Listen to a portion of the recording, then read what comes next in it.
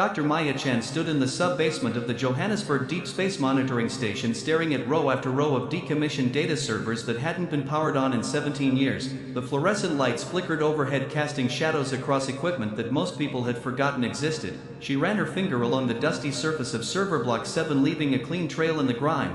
Her colleague Dr. James Morrison had called her crazy when she proposed this expedition into the station's abandoned levels, but Maya had a hunch. Somewhere in these ancient machines was data that nobody had bothered to check. During the great solar storm of 2089, when every active monitoring station went offline for 72 hours, the backup systems here had kept recording, kept collecting signals from deep space. Then when the main systems came back online, everyone assumed the backups had been integrated into the main database, but Maya had found a discrepancy in the file.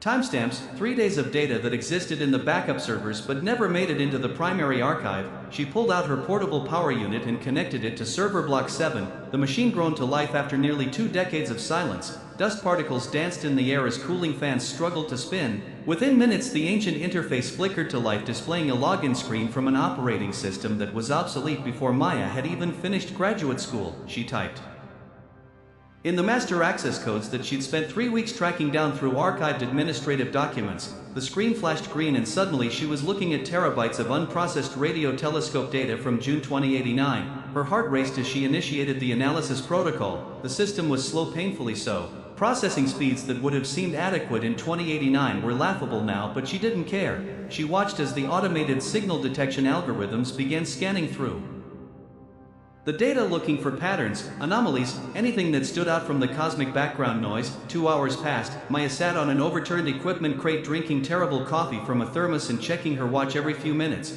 The algorithm had processed 40% of the data. Then suddenly the screen changed. A bright red alert box appeared, accompanied by a beeping sound that made her jump and spill coffee on her pants. Anomalous signal detected. The message read, artificial origin probability 94.7%. Her hands trembled as she clicked through to the detailed analysis. The signal had been detected on June 15, 2089 at 03:47 Universal Time, right in the middle of the solar storm when nobody was watching. The signal originated from a point approximately 200 light-years away in the direction of the constellation Draco. What made it remarkable wasn't its distance but its structure. The signal repeated every 11 minutes and 13 seconds, each repetition lasting exactly 47 seconds. The frequency modulation pattern was complex, mathematical, definitely not natural. Maya pulled up the waveform visualization and felt her breath catch. The signal contained what appeared to be a countdown, starting at a very large number and decreasing with each repetition. She quickly calculated the rate of decrease and ran the numbers backward to find when the countdown would have started. Her stomach dropped. According to her calculations, the countdown had begun approximately 200 years ago, which meant whatever sent this signal had started its transmission around 1889. Light travels at a fixed speed, so a signal from 200 light-years away that started 200 years ago would reach Earth. She checked her math 3 times. The numbers held. Whatever civilization sent this signal had calculated Earth's position and sent it time perfectly to arrive now. But that wasn't the most disturbing part. She ran the countdown forward to see when it would reach 0, 17 days. The countdown would reach 0 in 17 days from today. Maya's mind raced through implications. An alien civilization had sent a signal to Earth, time to arrive now after 200 years of travel, and it contained a countdown to what exactly? She needed to report this immediately, but who would believe her? A signal hidden in archived data from a solar storm nearly 20 years ago, pointing to an event 17 days in the future. It sounded insane. She made a decision and copied all the data to her encrypted drive. Then she sent a message to Dr. Morrison asking him to meet her at her apartment, not the station, her apartment. 3 hours later, Maya and James sat at her kitchen table, the only light coming from her laptop screen as she walked him through everything she'd found. James was a radio astronomer with 20 years of experience. If anyone could verify her findings, it was him. He studied the data in silence for what felt like an eternity. Then he looked up at her with an expression she'd never seen on his face before. "This is real, isn't it?" he said quietly. Maya nodded. "We need to calculate the source point more precisely, maybe figure out what system it's coming from." James pulled up the stellar database and cross-referenced the signal's origin coordinates. "It's coming from a region with no cataloged stars," he said, frowning. "At least no stars we can see. That doesn't make sense. Every star within 500 light-years has been cataloged, unless," he trailed off, "unless what?" Maya prompted. "Unless it's a brown dwarf or a rogue planet, something that doesn't emit enough light to be easily detected." or unless whoever sent it is using some kind of gravitational lensing to hide their location, James suggested. They spent the next 6 hours analyzing every aspect of the signal, breaking down its mathematical structure, looking for hidden messages within the primary countdown. What they found was both fascinating and terrifying. Embedded within the signal was a set of spatial coordinates, not the source of the signal but something else, a location in our own solar system, specifically a point in the asteroid belt between Mars and Jupiter. You think they're telling us to look there? James asked. Or they're telling us something is there, Maya replied. And we have 17 days to figure out what. The next morning Maya filed an official report with the International Space Agency detailing her discovery. She expected skepticism, bureaucratic delays, maybe even dismissal. What she didn't expect was the immediate response, within 4 hours of filing her report, she received a secure video call from Director Chen Park, the head of ISA's Deep Space Monitoring Division. Dr. Maya Chen, Director Park said without preamble, "Your report has been classified at the highest level. I need you to come to Geneva immediately." Classified, Maya repeated. "Why would this be classified?" "Because you're not the first person to detect this signal," Park replied. "We've known about it for 3 days." "Then why?" "Because the coordinates in the asteroid belt correspond to an object we've been monitoring for 6 months, an object that appeared suddenly with no clear orbital history, an object that is precisely where the signal says it should be." Maya felt the room spin. "You're saying there's something already at those coordinates, something that's been there for 6 months waiting." "It's not waiting anymore," Park said grimly. 3 days ago it activated, started transmitting its own signal, a response to the countdown. We need the best minds working on this, and you found the original signal, which means you might be able to help us understand what happens when the countdown reaches 0. Maya was on a plane to Geneva 5 hours later. James insisted on coming with her. The ISA had agreed after seeing his credentials. During the flight they barely spoke, both of them going through the implications. If an alien object had been in our solar system for 6 months without anyone noticing until recently, what else might be out there? At ISA headquarters they were rushed through security and taken to a secure conference room. Inside were 15 of the world's leading astronomers, physicists, linguists, and military advisors. Director Park stood at the head of the table where a holographic display showed the asteroid belt with one object highlighted in red. "This is what we're calling Object X for now,"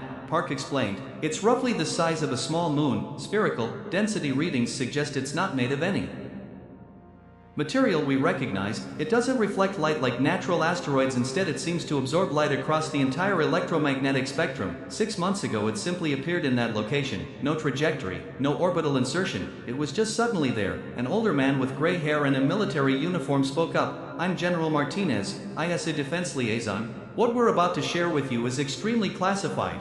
When we detected the object, we sent a probe to investigate. The probe reached the object 4 days ago. It sent back one transmission before all contact was lost." Park pressed a button and the holographic display changed to show grainy video footage from the probe. The image showed the surface of Object X up close, what appeared to be a perfectly smooth sphere made of a black material that seemed to shift and flow like liquid metal. Then the probe's camera focused on something, a pattern etched into the surface. Geometric designs that hurt to look at. Too many angles, too many dimensions. The linguists have been analyzing this pattern, Park continued. What they found is disturbing. It's not just decoration, it's a form of mathematics that we don't have a framework for, geometry that shouldn't exist in three-dimensional space. Dr. Sarah Kim, one of the linguists present, spoke up. "We think it's a message or a key, something that's meant to be decoded." "And the countdown?" Maya asked. "What happens when it reaches 0? We believe Object X will activate fully," General Martinez said. "The partial activation we've seen corresponds to it detecting the countdown signal. When the countdown completes, we think it will open to reveal what?" someone asked. "That's what we need to figure out in the next." Park checked his watch. 16 days and 8 hours. Maya and James were assigned to a team focused on decoding the original signal, looking for any additional information that might have been missed. They worked around the clock, analyzing every microsecond of the transmission. On day 3 of their analysis, Maya noticed something peculiar. The signal wasn't just a countdown. Hidden in what they thought was background noise was a second layer of information. She isolated it and ran it through every decoding algorithm they had. Finally she found a pattern. It was a primer, a mathematical and physical constants, definitions of elements, basic building blocks that any scientific civilization would recognize. This is like the Arecibo Message we sent out in 1974. Maya explained to the team. It's establishing common ground, teaching us their language, except this came from them 200 years ago, James added. They were teaching us how to communicate with them. Over the next week the team made breakthrough after breakthrough. The primer led them to understand the geometric patterns on Object X, which turned out to be instructions, specific steps that needed to be followed when the countdown reached 0. Dr. Kim led the translation effort. What she discovered sent chills through everyone present. The instructions were for humanity to send a response signal, a specific mathematical proof that demonstrated we had achieved a certain level of technological and scientific advancement. If we send the correct response, Object X will reveal what's inside, Kim explained. If we send an incorrect response or no response at all, the patterns suggest Object X will remain dormant or potentially, she hesitated, potentially. What General Martinez demanded, potentially self-destruct. It's not entirely clear, but the mathematical symbolism implies a terminal state, a permanent closing of whatever opportunity this represents. So this is a test, Maya said. They sent a signal 200 years ago, time to arrive now. Placed an object in our solar system and set up a test to see if we're advanced enough to understand and respond correctly. That's our working theory, Director Park confirmed. The question is, do we respond? And if so, what exactly do we send? The debate that followed was intense. Some argued that any response was too dangerous. We knew nothing about whoever sent the signal. Their intentions could be hostile. The countdown could be a trap designed to identify inhabited systems. Others argued that remaining silent was even more dangerous. If this civilization had the technology to place an object in our solar system and time a signal over 200 years, then they already knew we were here. Refusing to respond might be interpreted as hostility or primitiveness. Maya found herself firmly in the respond camp. They went to enormous effort to communicate with us, she argued. The primer, the careful mathematical instructions, this doesn't seem hostile. It seems like they're reaching out, someone suggested, trying to make first contact in a way that tests whether we're ready for it. In the end, the decision was made by a hasty convened meeting of the United Nations Security Council. With input from dozens of scientific advisors, humanity would respond, but crafting the response proved incredibly challenging. The instructions required a mathematical proof that demonstrated understanding of quantum mechanics, general relativity, and something else, something that didn't quite fit any existing physics framework. It took a team of theoretical physicists 3 days to work out what was being asked. They wanted a proof of unified field theory, a mathematical framework that connected all fundamental forces of nature. The problem was humanity didn't have a complete unified field theory. We're close, one of the physicists explained. But there are gaps, inconsistencies we haven't resolved. So how do we respond? Director Park asked. We show them what we do understand, Maya suggested. And we show them we know what we don't understand. That's equally important scientifically. Acknowledging the limits of your knowledge, James supported her. Maybe that's the real test, not whether we have all the answers, but whether we're honest about what we don't know. The response was crafted carefully over the next 5 days, a mathematical proof that showed humanity's understanding of the universe up to our current limitations clearly marked where our knowledge ended and speculation began. It was transmitted toward Object X using the ISA's most powerful deep space array. The signal would take approximately 8 hours to reach the asteroid belt. Then they waited. When the countdown reached 0, Object X responded immediately. The entire surface of the sphere began to glow with a soft blue light patterns cascading across it like waves. ISA had positioned multiple probes at a safe distance, all recording. What happened next would be analyzed for decades to come. The sphere split apart, not cracked or broke, but divided into thousands of separate pieces that floated apart in perfect geometric formation. Revealed at the center was something that defied easy description. It looked organic and mechanical simultaneously, a structure of impossible complexity that seemed to fold in on itself. Maya watched the feed from ISA headquarters, hardly breathing as data began streaming from the object. It wasn't just visual data, the object was transmitting information, massive amounts of it, star charts, mathematical theorems, scientific principles, cultural information from a civilization that called themselves the architects. They had flourished 250,000 years ago, building wonders across a dozen solar systems. Then something happened, a catastrophic event they called the Silence, a wave of destruction that swept through the galaxy.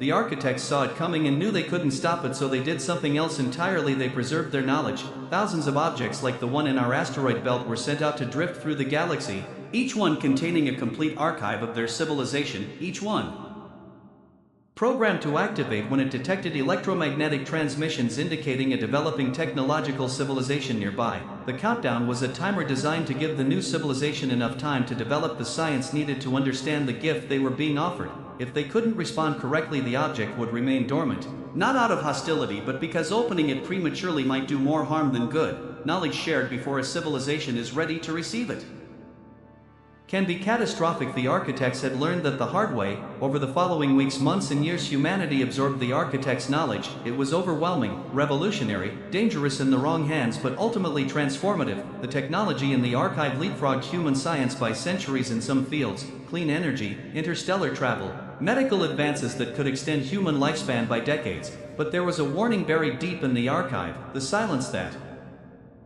destroyed the architects wasn't natural, it was artificial, a weapon created by another ancient civilization that had destroyed itself with it. The weapon still existed out there somewhere dormant, and the electromagnetic signature of developing civilizations could wake it. By responding to the architect's signal, humanity had announced its presence to the galaxy. Other archive objects would activate. Other civilizations might have already found them, and somewhere in the dark spaces between stars the silence might be stirring. Maya stood on the observation deck of the ISA orbital station, looking down at Earth, thinking about everything that had changed in the months since she'd powered up that old server in Johannesburg. Humanity had taken its first real step onto the galactic stage. They'd passed the test the architects had left for them. But the real test, Maya knew, was still to come. Surviving in a universe where ancient civilizations rose and fell, where weapons of unimaginable power drifted through the dark, and where every signal sent into space was both an invitation and a target. Her communicator buzzed. It was Director Park requesting her presence in the command center. Another archive object had been detected, this one near Saturn, and the signal it was receiving wasn't from Earth. Someone else was out there. Maya took one last look at the planet below, then headed to the command center. The adventure was just beginning, and humanity would need every bit of that architect's knowledge to survive what came next. The forgotten signal in that basement server had changed everything. Now they had to figure out how to live in the universe they just discovered. A universe far more crowded, dangerous, and ancient than anyone had imagined. But also a universe full of possibility, where the knowledge of the architects might help humanity avoid the fate that had befallen so many civilizations before them. As Maya walked through the corridors of the station, she couldn't help but wonder what else was waiting out there in the dark, what other messages had been sent across the centuries by civilizations long dead, hoping that someone somewhere would remember them. The architects had succeeded, they'd been remembered, their knowledge lived on in humanity's hands now.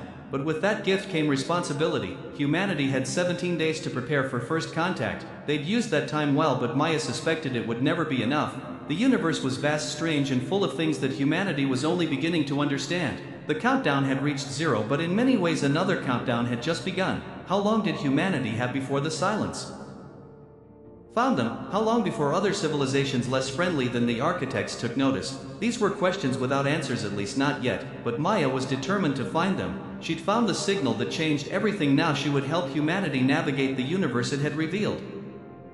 As she entered the command center and saw the display showing the new archive object near Saturn already beginning its own activation sequence, Maya smiled. They'd responded to one test. Now came the next, and humanity was ready, or at least as ready as they'd ever be. The forgotten signal had been found and humanity had answered. Now they would discover what that answer truly meant.